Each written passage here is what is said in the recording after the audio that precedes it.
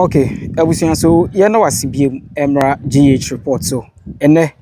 yaba be pie mu ewo ade emra na wo hwe sede ade emra ekwan a efamu a edeko cemetery ho esiti abusia enya de se eye ni kakra enti yabomoden ewramu se yaba be twamfo nyini kakra na yetimi amamu ahu sede ne masiti ewo de site abusia wo de yentwa ye ni kakra na yenhwe se wodi free esiye eko ade emra no nti sa kwan no na eda o screen so kama ye de mount now no ye kofa cemetery ni side na ya wakɔhwɛ sɛ de nneɛma sitie ɛwɔ hɔ na afei ma kyerɛ wo bibi kakra ɛwɔ new road a ɛwɔ sɛ mpanifo etimi ɛhwɛ no moto ho anamo ebetima abasɛ dodo na no adwene ɛnkɔ so but on GH report na bisua ye mamo ahu de ɛkɔnti ye nante akra na enwura mu ɛwɔ cemetery no side ye kɔ cemetery na road no na edi akwakɔ wura mu ewo new road the major road a connect to Adwira no na yamo ahu se de emu nsem esitie now ma menyina akra na mema wo hwɛ se de the current nature of the road no esitie nti wo hwɛ from ho aso ho edifri ademra proper no eba ne nyina na ekwan no ene kama pa but wo de tie sim de akɔ babia cemetery no ewo no eho nyina na eno so etwagu to hwe a yagusu kakra na emum no portals ne ade a ewo wo ha no ano edi eno nam so ama me no kasa ni de wo hwe a omo te around no bi na etimi aye omo ankasa feeling kakra de ewo ha no mo a ne man hyeda enku yi a me ni bi kwa di nkomo na omo kye se etimi ekose accident kra ene ade me no kasa no ha no ebie ene stores ne ade nyina no ewo ha no kama chese ebia na ebie kwa sisi ni stores no kra no eya reche ebia cemetery ne ewa ankasa beto hwe akwan ne se de neman city a ebusua entwaye kra sa road we so na enkrofo a ompese omkọ kofi ase omo ati kofi ase eba mampon ebedi mampon akwane aba ne nyina no sa akwan ya na mo ye de omo etimi efa so nti ebusua wo hwe a nti portals no na eda ho a so enema enhyada enkoye me se wo de nam so aye koye a obohu se de cars ene ade edi so akwane aba enya asem nti o se etimi emampanifo attention ye de eba so na omohu se de enema esitie o nti wi ekwan na demu a ede kɔ cemetery ho no nti o hwe a obo se Toms ahodo ni bi ahyase a show e video num which is Yira cemetery ho proper Yira cemetery ho proper ti say na emu ensem no esi etie ewo this side yes I will see it me draw impending attention na there's almost so etimi ye edebeboa wona use this road no omotimi ahwe aye ye na ne ni kakra na de ye nhwe sede enema sitie ano edin pa photos ndi omo akasa na aye omo feeling kakra so cars na aye twam nyina no aye wona free kufiase ede ba na mampon nti abruchefo amonso mo hwe ademra echi ho no esiye no muhu ache no enso yetwa kakra mo hu se de cemetery no esitie nti nam kwan so a yeko me wakɔkye ade kakra e new road na eno so yetimi amampanifo ahu say eye very serious na eye deadly pa just cause issues with e wo hadenti wo de hwe we nyina and one thing ma observe e wo har say ebusua ma me pagya na hwe ade aha ni nyina light bia ni ha light bia ni ha wo be ka say menim say yes ye ni nti dia edo anwumra ha nyina yesum because I'm not seeing any light here. The who light bia wa hadam kopem this one ewo asori dan no side ho ehon kwa na I think say light ewo nti say obi ebeta ha na oye na adwen say edu anadwo na obedi obi bone a it will easily be done so nti no o se mpanifo ehu light bia ni ha no light here nti ekwan ne enye no na ise enkane anso ensai eni ha no a ye twa mu watimi hu se de enema sitie wo ha nti esiye no ene ye twa gu ho ma wo kama no esiye no ene ye twa ma wo kama no we eye se wonam kwan no so eko ukofie ase no esiye no ena chese bibibie no ha menim se ye esiye no ntina empenfo nyomadwe se ombeye ne ye dia ene mintimi nchire but emre kakra ni ye hu se ekwan no ma ba begu so but ombegu so no ebusuya ye begu so eni meka se 6 months kra ena wo hwe ya ekwan no so ese tutu ye to on cars etwam ni kire se aha na eyekwan bi a cars etwam ye pa so it means eyekwan a cars etwam ye papa because ye nim se kofiase enye kroketwa nipa dom na na ti kofiase nti wona eyusu kwan we no abusuya omodoso na so yemi se ye ho se situation ai wa ha no etesei nti GH report ene yafa area ato ho se yenso yewramu wa hanom na yaba betwa amommo hu ye twa nyina na ye se twa se ye kakra e ma hu se de esiye no esitie okokofiase a ho na se esiye we wa abusuya me se very serious ekwan ne nye e na kwan na ensa anye ne nso a light bi ani ha not even a single bulb where what am I mean say na minka ene yasisi post e wa hanom post e wa hanom a chese intebusuya se de ye ka no ohwe post e wa ha ene ebi wo ha yi pa bet none of the post no ena obon se bulb e boso so hu very serious very very serious pa intebusuya yeguso a ye komisi me kwakwache obibi kakra ewo New Road na yetimi ama mpanifu ahude ekoso ewo hadum se because emenim bi wo ho a na se eneman bi wo ho a sometimes see entwa ni say ama mpanifu ahu a omadwene entimi enkoso and I've already said it on this platform say adwuma ye no enye about politics enye NPP so hu ekwan no ekwan a efa adehye eko inkura hodo so no na ye twa edeche ho no so kwan ne nye kra kwan ne nye kra bet o see itimi ema mpanifo hu se de enema sitie e wo ha ne say so very serious pa ye pese ye twama adefo ehu ne ekoso ewo ahanum say abusuya very serious and say say the city a you may think say nya hwe bet wo be piem ha and na obun say ehu because ekwan a enye na enipa dodo na say you see na afi so no light ensa ni so to me no me twa video nyina so ahwa cars ahodo na eni motos ahodo na ebetwam telling you say kwan a edom na ayede use pa bet attention no ense da enko so ti we are praying say ye mpanifo no dodo na no ebetimi abehwe say de nyema sitie e wo hanom say na de ombetimi aye de aboama sa kwan we etimi aye kama bia no motimi ayede aye very serious ti wo de obi hye aha nadwo na oso wo yire ka bia na say sebe o ye yi a nya de se ebetimi akoyi so ho nya de se beboa ti kwan ne de sempanifo hwe na omutimi ebeboa because kofiase ye ba bia sebe nuane nyina afi ho ba na ebeba nso a mambo hia na ba bedu so ho amena ne mani na mentwa ne si kakra emfa encho na hwe se de enema sitie so ho ti enye ize kwan ne de ade se mpanifo mo ani ade ekọ ho na omutimi ye bibi e de fa kwan ho ema road users a ewo aharim sei na tisiru eye kofi asefo no ye ko nyina obunze cars di akwane abasa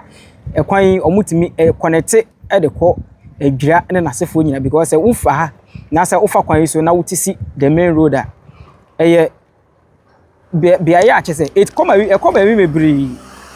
ekoba bi bebree nya one place ekoba bi bebree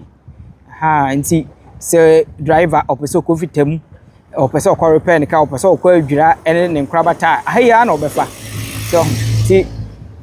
ekoba se ya na ebusuan se etimi ehwe na yema adasa ehu de ekoso ewo ahanim sei ha nti this is the current state of Mampong ademra onam ademra ebetisim eba bihwe bebia cemetery ni wa ekwan no se de sitie no na busuan ye ma obibie hu ha ti esrese bebia wo bia no na watimi aboa ama ye dwumadi a ya adwene se pese ye die ema Mampong tutimi kode nim no na watimi aboa ma yenso enyemu ahoden de ayenti unya follow ya na obomoden ya follow ye na wa share link ne nso de amaye na bibibia atimi akoyi ti eguso ye ahwe ekwan ni o woduru ha de a so ho se de sitie we nyina e wo kwan na mu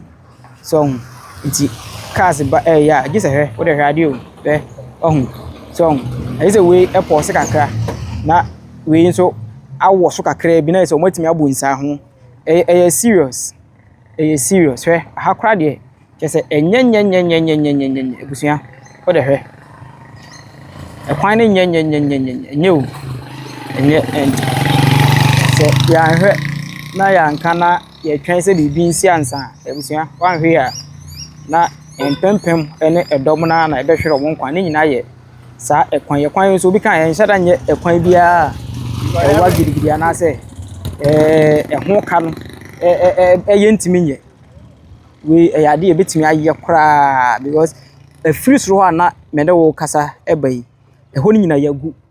be se wo betie si asieye ni mu de abesen akono ena ba bia enye saa no so ho ha hwe gates nyina bisia gates a ewo mu ni o so ti bo kasa imagine sere ne masitie ede ewo ahanum sei ti o sempenifo hwe na omo etimi eboa na ekwan ne de enye kra bisia so wati bi enye ti esrese koso ne follow page no on YouTube no GH report me say no ewiase na yete no abusua social media na de empuntu eba because we the kind of leaders I see e wona obi eye bibia na oso camera de asiso a o pese o de gine din enti yenso ye beboa ama edingie no etimi akoye de ama wo enti ye de be fa ne se ya na atwa de ato mfremam na emoa bia mpanifo nso betimi de abeboa sa ekwan we no na omaba abaye de amaye ti abusua sa pepepe na sitie so ti twa mo hu bi e be twa ne se ya na abomodin like video no o like video na eboa e ma so hu abusua so what did no ma me nyina se na me ntwa ha no ne hu hwe o de ka ne bi ba radio so very serious very serious ekwan de abusua ti yesre all stakeholders wona ka bi wo mu wona ebetimi abeboa ni nyina na abusua oba na watimi ababeboa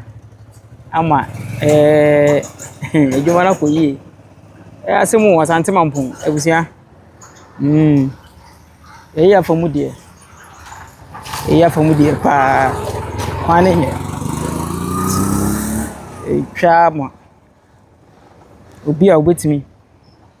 aboa ama dwumadi no akore na nso watimi aboa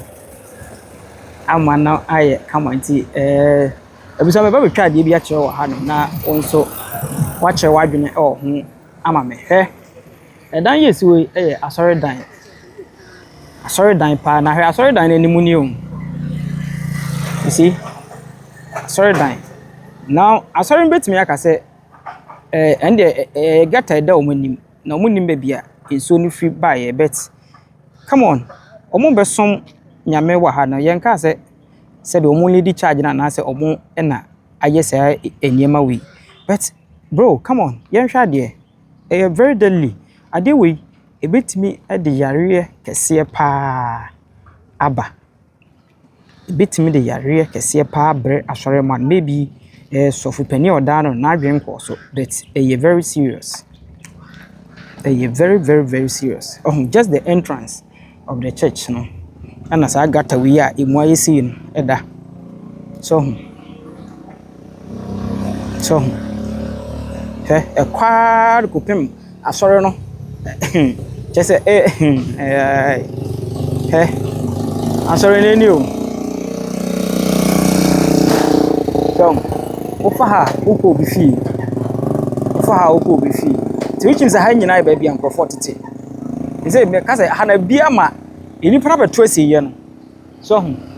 and asɔre no mayi bia ni ha na matima bo but hwɛ this side omo entrance in the wall ti obi e bi wa asɔre dan mo agi so fa ha na wakɔ and omo ni mu enie me ka say asɔre for no na aye de but I think say something needs to be done. Say, asɔre no ene MCE and I say leaders of Mampong ebe collaborate. No more be their fan. I strongly believe say anybody bit me akoye. But you say cleanness leads to is next to godliness, if I may say. Na say entrance just the entrance of the church. It's ya ebusia ya nkasa yenhwe. Ya dia ehu. Sometimes you infa any be serious but sanema we nyina ade a I don't think say ebeboa ama enjumadie no etimi akoso asantemampon no ebusua ti kwan na eguso aye de yetwa edema no na wonso watimi ahu bi de ekoso siye no so ne go no ha no enso ye I think say yenuano muslimifo enso edie ena ewo ho no anti sanetie eden sanetie ewa hanum si tawandi twa mo hu se de university ewa hanum si mampon kukase pa so sometimes I say yen shadam fani may be serious ti we are calling on all stakeholders say omo nyina meboa ema ademra kwan no connecting to fitem chimfaso ene kufiase ekwan no they should all come together and do something about it because said America no lights anyhow street light be anyhow ekwan no so nye enti obi betime attack you easily cry just look at it dame we dame pa dame bro just look at this and comfort it here nyina me say kwan we eye mejo eyo eye mejo road so eye mejo road pa but minim say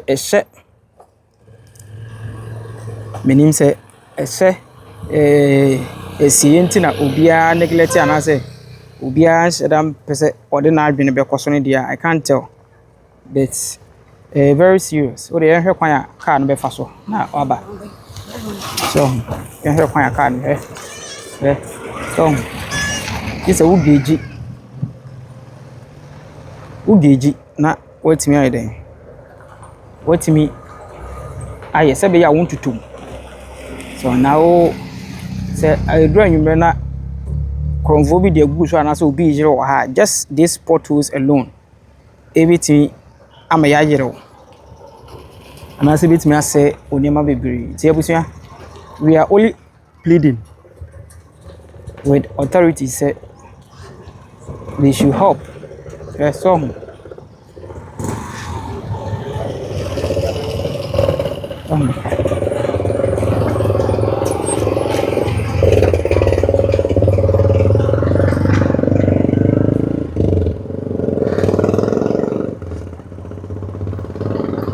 Busia, you share video I say I believe say cars abetwam ko an menya hwe so wetima kan.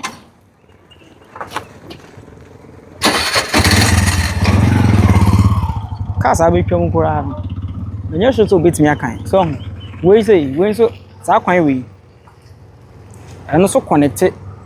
the other side of the road and also to say we na on the mission connected to the other side of the road and also to say ni nyina connected to the main road no. So ni nyina connected to the main road no. Nti let's imagine near ekoso ewo etire ha no. Ha kra no ofam abusia obotu bi kra betime atu. Car na wotim kra no due to say kwan na enye ni ntino just a boat kra betima e dey atu unkonko du main road na chese e dey accident kese e na e dey eba so ye twa mo wahu bi na so watimi aboa hye link no na empenfo etimi ahu de e koso e wa ha no maka cho say leaders ne de adudin mo no ese obi a penidin agiu nti oye bibia na aso asiso na obi anti enso ye de this time ye be sha momhon etu abusia say oba bidu on efiri sa meka say wodi bewura asiye no ti say ha no so no bebia maduri no amtwa ne say njiro aha ne ye say wo firi asiye ho nti en hwe firi ho kɔ no eno so say bebia taa no esho kakra so che say ha kɔ kakra ne de eye nti wodi bewura mu eni se wodi pie ni nyina no eye kakra o eye kakra na sa esiye ho na bibia betimi asi ho anadwene de esim se ye mfa ho kra na ya to na sawram eye de e wo ho no sisi ebie nam no etse ye pie so hu ye pie na kwakọ uramu wo the major road no nti eno emu ene ye nam no so ti sa pepepe ene mu nsem no abusia nti so hu ti kwan no eno ani yitwa ede ma wo ho na se kama ubehu ene nya kama nso a wa nkasa wo hu bi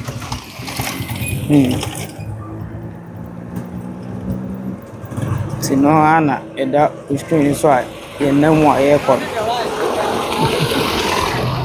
nti eno ani yitwa chese drivers ni nyina obi e complain nti abusia enya NPP obeduru nso a ene honorable mpachum so na boho no MC eboho which means say kwan we omodo signboard e bi so no obi ahu bi wo de yentwa fo maka na hwe akra na yenhwe se de Ghana no brage mampon ekukase oko no obi no obi ji echinji a me free mampon this is mampon for you obusia mampon ne de pride e ho ye de gagai no mampon na ni ya kwan ni bi enie nti maka cho se we nya politics nya NPP nya NDC hwade wa harmon hwade wa hwe soro ha hwan ni so ho MP enie na o mampani so ne gina chire no oba okọ ne nchen a MC nso boso so ho ti kire se omo a mo de this billboard ebesi ya na obi ya awo se kwan ne nye de nti omo ne bobo ho no so ho omo ne bobo ho so omo ne bobo ho no ti akasefo e wo town nim amtwa ne se ne hu ne ye nti MC ne bobo ho no na his excellence so na e bo ha den no. Now, do you know the funny thing? Me ba be chewa de bi wa ha no. Ebusia hwe. E kwan ne nye amampanifo ahu hwe. Sitting MP so di. Now, ye nhwa de wa ha no. Ye do main road no. So, ye do main road no. Na ye do main road no. Ye nhwa de wa ha no hwe. Ye ba be ye 41st Regional Municipal Farmers Day. En ne bo no. This is very sad. Ye de be bo ho no. Ye misa se kwan be so na fire de be bo ho. Ma ntwa ne ye ne hwe. So, we regional minister Ashanti regional minister baby but yemisa say ya kwan we no etesai abusia so akasefo ebo so his excellency the picture ne bo ho no regional minister ene hye mfimfin no honorable MC enie now yemisa say in view of saa de ye kan nyina no ekwan no etisen so nkrofo complain nkrofo kasa eni so ekwan eni but yetimi efa kwan na bi so ede bana ebebo ho which means say enema bi wo ho na enkoya ya awe so ha ufa ha main road na you say yesimu na be mpija na hwe ni ye main road ni main road ni wokwa ani enkronkro edudwan hefa ba bia pesa okobia kwan we connect so ufa ha nso de a na okọ kofiase ufa ha na okọ kofiase ena ya ni say no so de na say ofri hospital kwan no ba besia kwa wadwira ene na sefo ha nti kwan we no multi-purpose road ene da ho sa no but the branch ede kofiase ede wona efri chimfaso ba be wura mampon mu no abusua enye ti ene no na ye say ba bia ekwan a enye no aproba a edikan ede bre won no now yemfa wonsia ye be kire se ba bia wo bia no hwese obetimi a follow page no ede amaye okay abusua se de ede ya probo no etimi ede bre wo no ahanom eye asante mampon uremu ewo ademra wode ba ede ba bepiem new road major road no eno ne hweye ede emunsam no etimi ede bre wo eno where the current state of the road abusua enye street lights eni honom edru anwumra yemisa sai ho kakra no bibi bebre betimi akoso se ko ba se obi attack o anase obi eba bedi ubone e honom a ebe ye easy e de ama oni akro maka cho se on this platform enye NPP enye NDC ena enye baya asem ena ede ye adwuma na emum no se be ya mampompunto betimi akona nim no eno ne yehwe na ye de videos ahodo aba besom nti be bia wo bia no bomone se obe like video no na obe share link no ama obi nso be ye dey ebenya bi ahwe na mampompunto etimi akoso on GH report ne de ye hwe se the exclusive update no ena ebetimi ede abro bia megye nyina eye main road no ena megina so a medesa update no etimi ede amount inti ebusua just imagine road a connect ufi ademre ba connected to new road major road it say ubepie mu new road and I say main road na nkasa na opese okọ how do you call it chimfaso opese okọ like I mean those enkronko na adwura ene na sefo no nyina sa kwan na wo be dey connect ede be faso na say uremu ha kakra na tese ya just imagine the bit my day esi honom light eni ho kwan no portals bebre enti bro anything at all can happen honom mache wa sorry dan ya ho a just in front of the church no ho he fi be free throw eba I'm not saying say sorry for na ye no nya sorry for no who trace a free throw ba bi e na aye dey esane aba begu omanim ho a chese entontom ne ade nyina no ebetima pai bi enya ade a eye ade papa nti mesere se ba wi awo bia na busua share sa video we na like video no o like e boa pa ama video no ekọ achinti support page no by say obe subscribe na obe like video no so ede ama me na afi wa share ama appropriate quarters ahodo no omunsa ka bi na obi bia so etimi ehu de ekoso ho no mabusua ye koso a ede asante mampon ene ne kwabata videos ahodo etimi ababeso medi no ede Kobe ana betimi afrem Kobe finest uremu TikTok a GH report na YouTube ho so GH report makramu